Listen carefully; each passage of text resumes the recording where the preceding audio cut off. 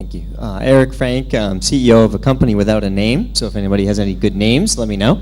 But it's a startup in adaptive e-learning and learning analytics based on a 10-year research project at Carnegie Mellon University that we're spinning out now.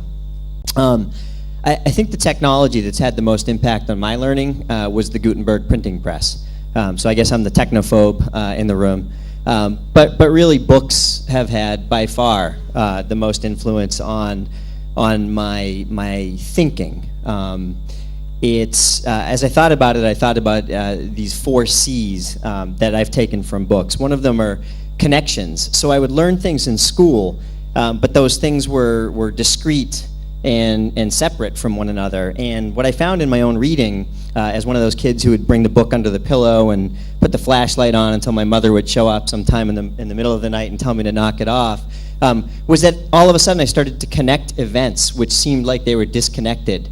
So, for example, as a young American Jew, growing up in America and reading about the Holocaust and being angry that this country that I lived in that had the resources to intervene didn't. And at the same time reading books about the condition of American blacks in the South at that exact same period in history, I started to connect historical events in a way that I realized it's not an excuse, but I understood all of a sudden what was happening to some degree was a reluctance to intervene when we were treating a group of citizens in the United States similarly to the way the Jews were beginning to be, certainly not the way they ended up being treated, but the way they were beginning to be treated in Germany during the rise of Nazi power.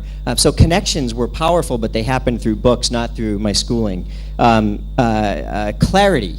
So frequently I would experience things in my life, and they were just experiences. But it wasn't until I read something about them that I had a framework for understanding my own experiences and a way of understanding them in a way that I could then go explore more. And I could take that framework and add more things to those hooks.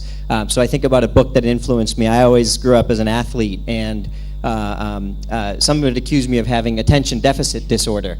But when I was engaged in athletic endeavors, I was focused and I was clear and I felt great. And when I stopped doing those things, I didn't feel that good. And I read Zen and the Art of Archery, and I started to understand that there was a connection between the physical and the mind, and how engagement in the physical world that we live in begins to offer the mind an opportunity to grow differently. And I had a framework, and I began to explore other things. But that framework came through books and the experience combined.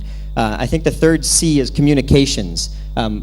Communicating has served me well in my career, and I don't know for sure, but I attribute that to reading and to books and to my ability to communicate today, I think, having come from consuming books and thinking about them and talking about them with others. And then finally, curiosity, that I woke up to a world that was endless. It's now more endless that the spine has been removed, but even the world of books is endless, and none of us could possibly begin to consume what's contained in them, and they set you off on a lifelong quest. But I will segue to technology in just saying that in the end I think about books as simply, or the printing press, as simply accelerating the dissemination of knowledge.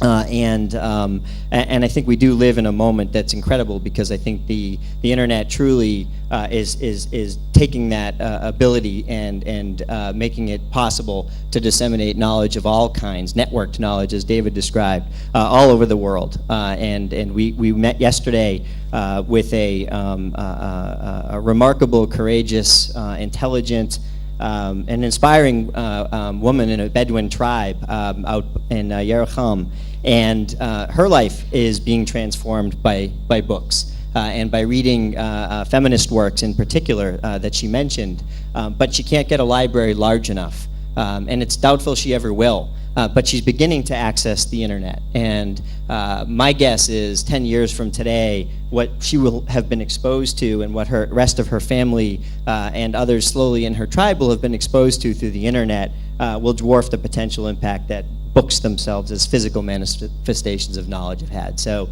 printing press today, I think by the time I die, I can say for sure it'll have been shifted over to the internet.